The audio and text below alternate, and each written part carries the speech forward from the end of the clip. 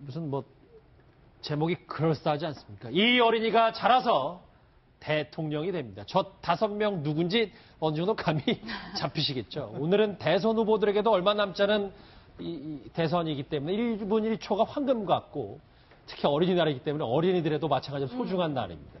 문재인 후보가 일단 오늘 국회 소풍 나온 아이들을 만났는데 그 영상부터 만나보시죠. 어린이날은 어린이들을 귀하게 여기고 또 어린이들에게 우리가 꿈과 희망을 심어주는 날인데 이런 좋은 날에 어린이들과 함께 이렇게 시간을 보낼 수 있는 것만 해도 참으로 행복한 일이죠. 차별하지 않고 무시하지 않고 이렇게 함께 할 수 있는 세상. 그게 우리가 다 함께 노력해서 만들어야 될 세상 아니겠습니까? 오늘 화면인데요. 문재인 후보가 어린이들에게 한마디 했는데 본인은 어린이 때 어땠는지 한번 보겠습니다. 오른쪽에 준비한 게 있는데 대선 후보들의 고백, 나의 어린 시절, 이현정 의원님. 네. 저희가 이 영화 제목을 붙여봐서 이 각양각색 5명의 후보들이 어떻게 영화처럼 어린 시절을 보냈는지 했는데 문재인 후보가 뭘 것 같으세요? 이 5개의 영화 중에서. 예, 사운드 오브 뮤직 아니겠습니까? 일부러 오답을 하시는 거예요?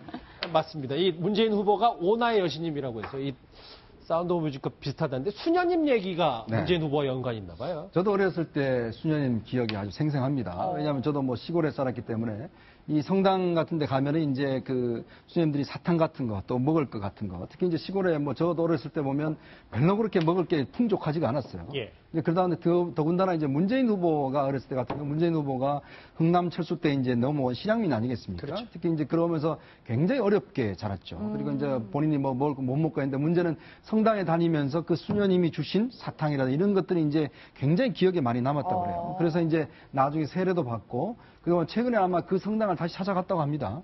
거기서 이제 했던 본인이 어렸을 때의 추억. 그 성당에서 주신 이제 그 신부님이 주신 빵이라든지 이런 걸 먹으면서 본인이 자랐던 기억들. 그러니까 본인의 어떤 유년 생활은 어떤 정말 성당에서 이루어졌던 생활이죠. 그래서 아마 이제 그때 수녀님이 생각이 나서 이제 어떤 어렸을 때 오나의 여신님, 그 수녀님을 이제 기억을 하면서 했는데 아마 문재인 후보의 어떤 성장 배경에 있어서 그때 당시 기억들이 가장 많이 남을 겁니다.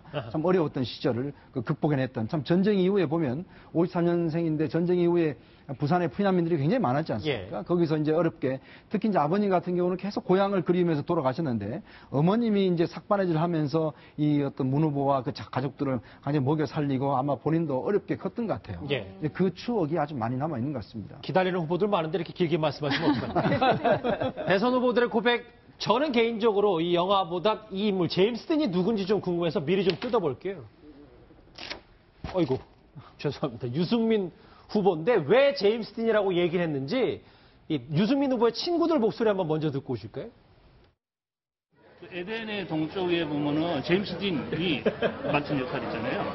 그 이제 자기 또래에서는 리더가 돼가지고 이게 좀 바보 같은 애들도 보살펴주고 하는 그런 어떤 캐릭터가 유승민이다. 어릴 때 어떤 뭐 되게 좀 명랑했지 뭐. 좀 이렇게 장난도 좀 치고 야구를 잘했어요.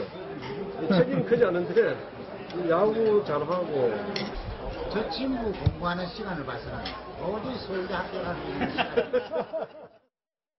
네, 이수희 변호사님, 뭐 제임스 딘이랑 유승민 후보가 닮지는 않았어요. 그런데 동창들이 뭐 그래도 의협심과 따뜻함, 똑똑함이 있다, 뭐 이렇게 평가를 했네요. 그러니까 이 지금 유승민 후보가 그 보여주는 게 굉장히 이제 그 고지식한 면, 뭐 좀 성격이 또 뻣뻣해 보이고 이러는데 의외로 이제 친구들이나 지인들이 전하는 얘기는 좀 학창 시절에 공부 별로 안 하는 것 같은데 성적은 좋고 그러면서 또 의협심이 있어서 뭐 선생님한테 부당하게 당해서 가출을 한 친구를 찾아가거나 아니면 대학 때는 저 사진은 정말 핸섬하네요. 그 대학 때 그 통행금지에 갑자기 본인 로망을 말씀하시는 거예요? 죄송해요.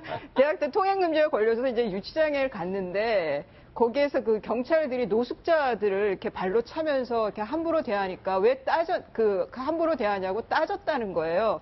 근데 문제는 저렇게 따지는 바람에 제일 늦게 나왔대요. 그러니까 지금 아마 유승민 후보의 저런 성격이 오늘날의 실현 아닌 실현이 또 그 실현으로 또 나오는 게 아닌가 싶기도 한데, 여하튼 뭐 심상정 후보는 굿세어라 뭐 유승민이라고 얘기했지만 결과가 굉장히 주목이 됩니다. 갑자기 깜짝 놀랐습니다.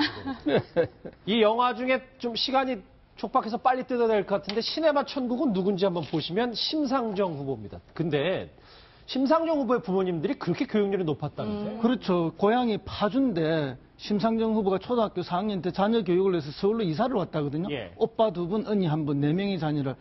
그럼 요즘으로 하면 지금 자녀 교육을 위해서 뭐 단체로 가족을 다 데리고 미국으로 이사 가는, 이민 가는 거와 거의 비슷한 수준이죠. 그때 저런 거는. 그럴 만큼 이제 교육열이 강했다는 거고, 오빠들이 각각 4수, 언니가 3수, 이렇게 해서 진학을 했다는데, 요즘 기준으로 이해가 안 되는데, 그때는 중학교, 고등학교 갈 때도 다 시험이 있었습니다. 그렇죠. 예. 그러니까 중고등학교에서 진학할 때도 재수하는 사람들이 있었어요. 그래서 이런 뭐 어마어마한 그 재수 집안인데, 어쨌든 그래도 다 공부 열심히 하고 이런 건 아버지의 힘이 아닌가. 오늘날 심상정 후보의 저 성공에도 뭐 이런 지금 대선도 한 3, 4수째 떼고 있죠. 이번에 뭐 학교 갈지는 모르겠지만 역시 여러 수를 하셔야 되는 그런 재수 3수의 그런 과정인 것 같습니다. 그런 의미까지 뽑아내시는군요. 마지막 한번 볼게요. 같이 대선 후보들의 고백 나의 어린 시절. 이 두 분은 좀 깔끔하게 누구 얘기인지 확실히 아실 것 같아요. 부러자는 옵니다는 이 홍준표 후보고 활자 중독은 뭐 보시는 것처럼 안철수 후보 얘기인데 고 박사님. 네. 아까 유승민 후보가 공부 별로 안 하는데 성적 잘 나와서 친구들의 질투를 많이 받는데 안철수 후보는 도서관에서 살았다면서요. 그러니까요, 도서관에 있는 모든 책을 거의 다 읽을 정도로 책 중독이었는데 책을 처음부터 끝이 어디냐면은 그 발행인, 저자, 그 인쇄인, 여기 나오는 것까지 다 읽었을 정도로 책을 많이 읽었다는 것이고, 특히 또 어머님이 꼭 아들한테도 존댓말을 써서 지금도 뭐 후배들이나 누구를 만나도 꼭 그 존댓말을 이렇게 쓰는 그런 버릇이 있는데 그렇게 혼자 공부하고 연구하고 사색을 하다 보니까 이런 그 사람들 사귀는데 약간 샤이한 면이 있지 않습니까? 안철수 후보가. 그래서 이번 토론에도 누구하고 그렇게 격렬하게 이렇게 정글에서 이렇게 싸우는 듯한 그런 것에 좀 약했던 것 같아요. 그래서 조금 토론의 부진도 본인 혼자 이렇게 열심히 공부하고 사색하고 알겠습니다. 뭘 만들어내는 그런 것 같습니다. 50년 전 어린이날로 한번 각 후보들을 돌아봤습니다. 여러분은 지금 뉴스특급과 함께하고 계십니다.